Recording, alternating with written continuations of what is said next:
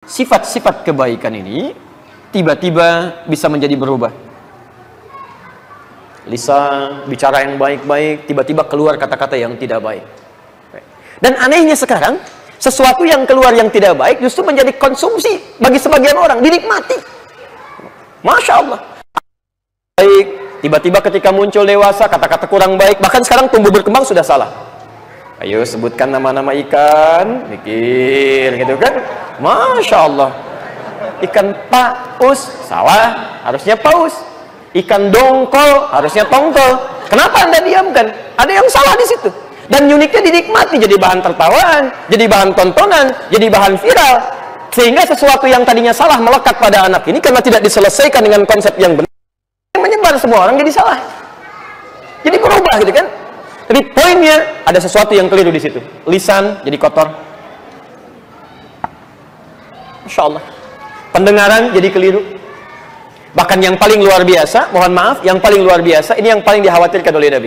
Ya. Bahkan ada pengajar pun urusan agama, bukan urusan masalah dunia. Ya, mengajarkan sesuatu dengan cara yang tidak baik.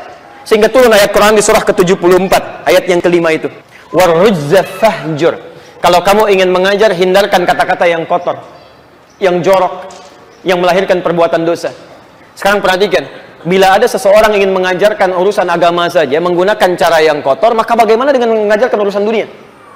Bagaimana orang bisa mengambil faidah dari situ? Taib. Dan yang paling menarik, kalau gurunya sudah salah mengajarkan, maka yang jadi berbahaya adalah muridnya pun akan keliru dalam mempraktikkan. Betapa banyak sekarang orang belajar tentang agama, tapi tiba-tiba berubah menjadi sifat yang tidak diinginkan oleh agama. Silahkan antum cek.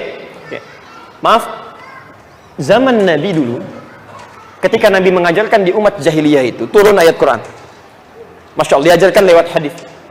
Antum tahu sifatnya? Kebanyakan orang jahiliyah itu pencela. Kebanyakan orang jahiliyah ada yang pemukul, ada yang senang berselisih, terpisah luar biasa. Ya, saling berkelahi, bahkan setiap hari selalu ada korban kematian di situ. Ketika turun Quran, disampaikan Quran itu oleh Nabi, tiba-tiba Masya Allah, yang tadinya pencela menjadi pecinta, yang tadinya pemukul menjadi perangkul, yang keras menjadi tegas, dan ketegasannya hadir dalam penuh kelembutan. Ada sifat Umar bin Khattab, ada Ikrimah, bapaknya Abu Jahal, tapi melahirkan anak seorang Ikrimah, yang tadinya keras tiba-tiba menjadi pembela Islam nomor 1, saf paling depan, penunggang kuda paling hebat.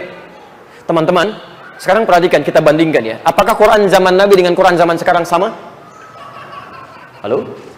Sama. Taib. Hadisnya sama? Sama. Sekarang bandingkan dengan kita sekarang. Ada orang di zaman Nabi turun ayat Quran dari keras menjadi lembut. Dari pecinta, dari pencela menjadi pecinta. Dari pemukul menjadi perangkul.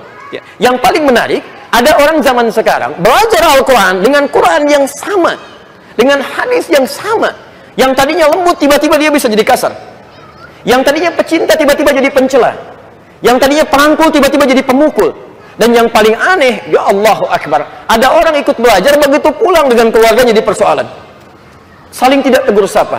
Ada yang saling mencela dan sebagainya. Ada sesuatu yang keliru dalam itu. Ada sesuatu yang keliru.